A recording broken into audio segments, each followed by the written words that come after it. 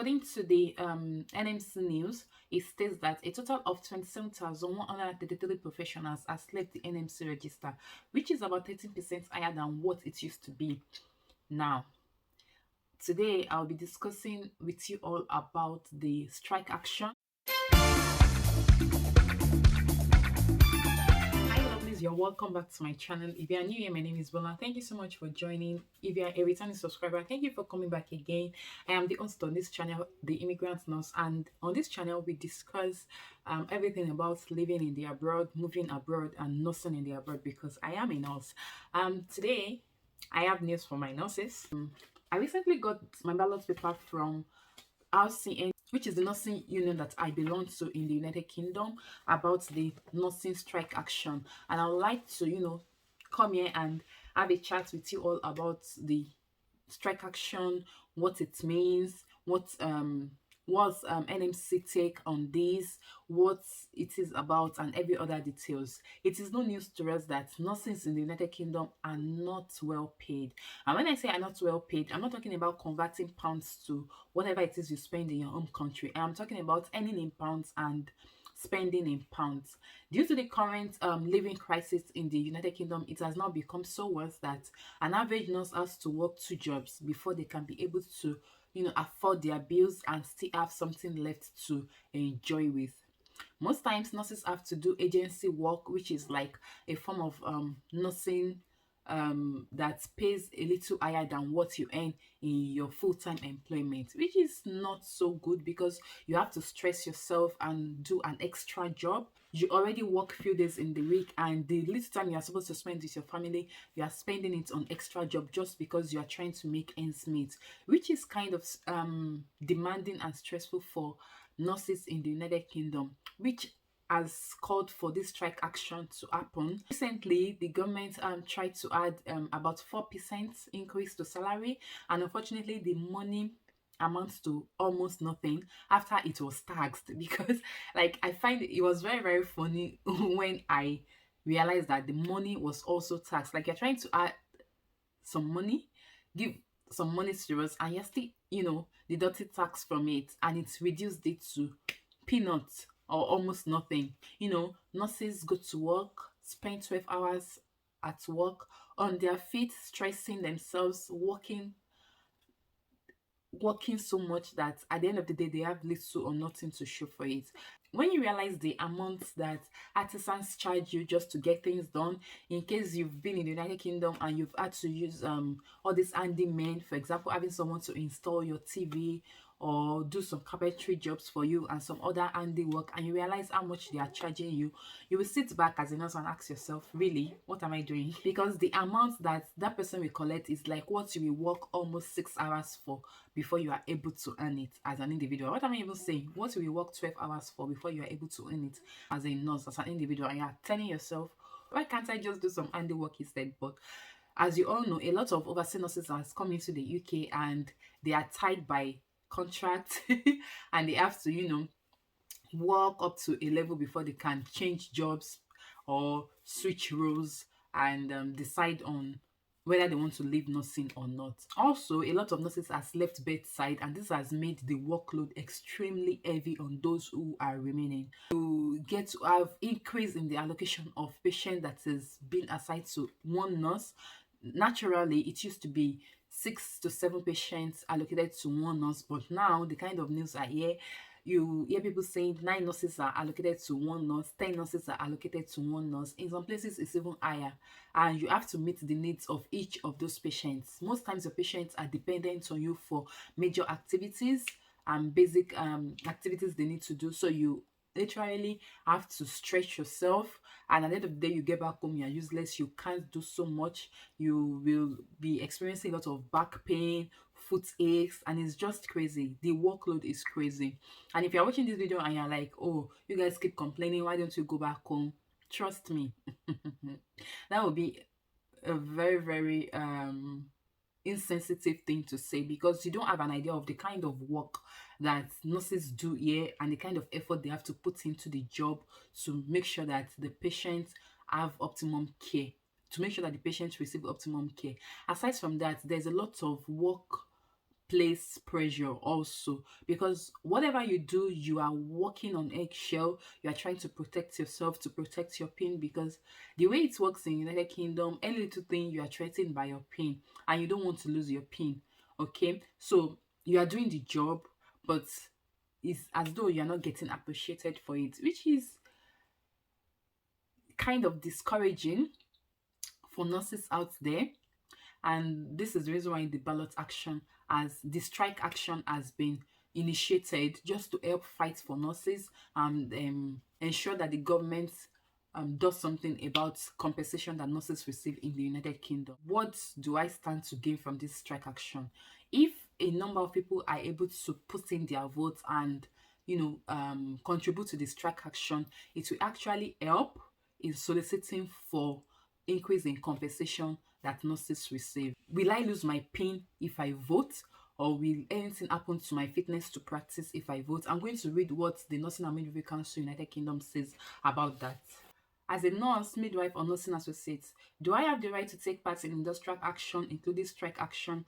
The answer is yes. You have the right to take part in lawful industrial action, including strike action. If you're a member of a trade union, you should follow your union's advice to make sure you are taking part in industrial action lawfully. And as a member of RCN has, made it known that nurses are allowed to take part in this strike action. It says employers will consider the impact of strike action, including strike action on the care of patients and people using services, putting in place any supportive measure to help minimize disruption. The thing is, it's going to be very, very difficult for nurses to leave bedside completely during the strike action, because there will be patients who needs attention, who needs to be cared for.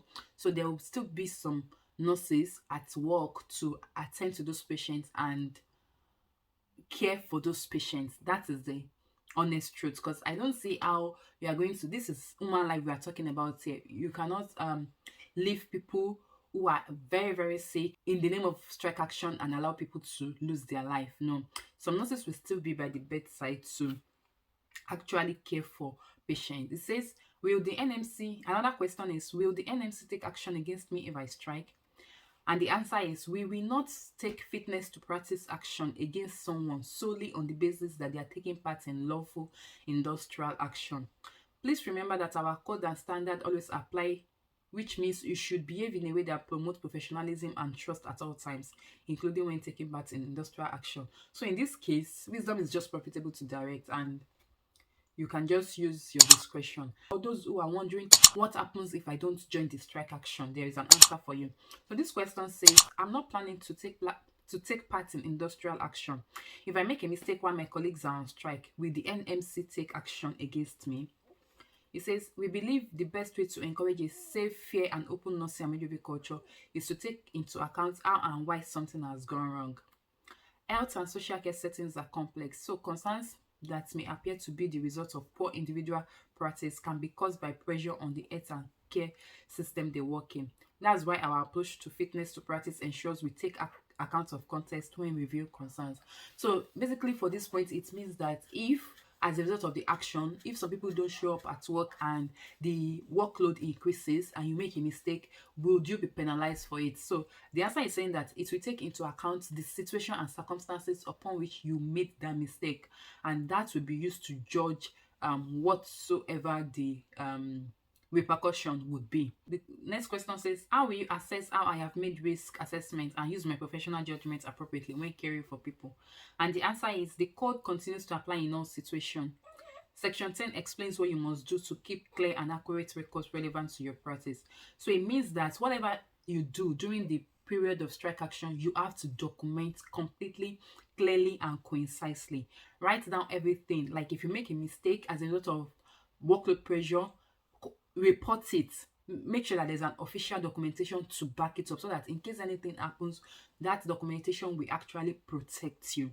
For nursing students who are wondering if the strike action will affect their education or delay their education, your institution is in the best position to actually determine if your place of placement is engaging in the strike action and if it will affect your expected hours of practice, supervision, and assessment. And they can make arrangements in placing you or sending you to an institution that doesn't take part, or they can suspend your placement for that period until you are able to get an institution that will accommodate you. And the next question is, can I, for those who are wondering as a student if they can take part in the industrial strike action, it says some students may have the right to join in lawful industrial action, but you should seek advice from your trade union about this. If you do take part in industrial action and miss part of all of a planned placement or other learning opportunity as a result, you will need to speak to your approved education institution about making up for this year in your later program. So, like I said earlier, wisdom is profitable to direct. So, as a student, you should not use the excuse of the strike action from missing out on your planned placement. So, during the strike action, always speak with your institution to find out what applies to you, just to be safe. I belong to a union, and my union is Royal College of Nursing. So, where does the Royal College of Nursing stand on this strike action? It says for patient safety during the RCN industrial action, some nursing staff will continue to work to ensure that life-preserving services are provided. Yeah, like I said earlier, not all nurses are going to leave work. Some people will stay back at work to attend to patient services. This is commonly known as derogation and will be carefully negotiated with employers before any strike action. So is striking lawful? For those who has been wondering if it's lawful, if it's allowed, it says yes, it is. The only reason we are contemplating industrial action is because nursing workforce crisis is now putting patients at risk, and as pay continues to fall behind inflation, because that's the truth. A lot of things are increasing. Energy cost is increasing. The price of groceries is increasing. So many things are increasing in price. Even services, the price of services is increasing, and nursing salary is just static. And because a lot of people are also leaving the register, you have more patients to a nurse, and there is no way you can actually provide effective, complete, and all care to each and every patient, which is why which is what call for the necessity of this strike action, so that patients also will be safe. If you have the right number of patients to a nurse, the nurse will be able to, administer sufficient all care to each of the patients without one person being left out. What happens if your employer withhold your pay for this for strike action? So if you don't show up at work and your employer refuses to pay you for that day, what is going to happen? It says your employer is entitled to withhold your pay if you take part in strike action, and pension contributions would be made on those days. However, members who participate in strike action and lose pay are entitled to RCN strike benefits of £50 per strike day from the first day of action. So if you are not able to show up at work because you are supporting the strike action and your employer refuses to pay you, the RCN benefits of £50 per strike day is one thing you are entitled. It also says that strike payments are not taxable earnings, so you benefit from the whole amount. So for this amount that the union is going to pay you, you benefit from the entire amount, and it will not be taxed. Do you need your manager's permission to strike? No, you do not need your manager's permission to strike. And from what I can read on this paper, it says that your vote is completely secret. Can you guys see that?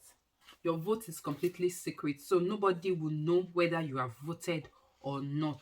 So if you are still wondering, should I take part in the strike action or not, I hope all these points I've listed and everything I have explained would help you make an informed decision on what exactly you want to do.